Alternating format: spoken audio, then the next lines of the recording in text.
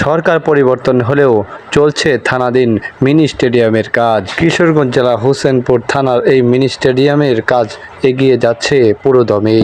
সরকার পরিবর্তন হলেও এই কাজের মধ্যে কোনো প্রভাব পড়েনি বলে জানিয়েছেন স্থানীয়রা, এবং স্থানীয়রা আশা ব্যক্ত করেছেন অতি দ্রুত এই মিনি স্টেডিয়ামের কাজ সম্পন্ন হবে। সরকার পরিবর্তনের পরে এখানে এই কাজের কোনো প্রভাব হয় নাই, কাজ ধারাবাহিকভাবে চলতে আছে। ইনশাল্লাহ দ্রুত কাজ ফিনিশিং হয়ে যাবে আর কি। সার্বিক পরিস্থিতি আলহামদুলিল্লাহ ভালো, এখানে কোনো ধরনের উশৃঙ্খলতা নেই, সবাই স্বাভাবিকভাবে জীবনযাপন করতেছে। সরকার পরিবর্তন হওয়ার সাথে সাথে নামগুলোও মুছে দেওয়া হয়েছে। শেখ রাসেলের ছবিও স্টেডিয়াম থেকে একেবারে ভেঙে চুরে চুরমার করে দেওয়া হয়েছে। শুনশান নীরবতার মধ্যেই কাজ চলছে। তার মধ্যে কিছু মানুষ এই স্টেডিয়ামের ভিতরে বিশ্রাম নিতে দেখা যাচ্ছে। এই মিনি স্টেডিয়াম নিয়ে স্থানীয় একজন তার অনুভূতি জানাচ্ছিলেন সততা মিডিয়া 11-এ। সরকার পরিবর্তন হওয়ার পরেও কাজ চলমান আছে। আমি প্রতিদিনই আসি, এখানে বাবু নিয়ে খেলতে আসি।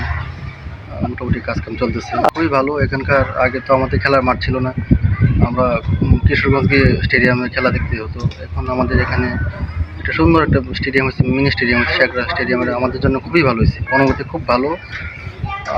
আমি প্রতিদিনই আসি, এখানে এসে বসে থাকি, খেলা দেখি।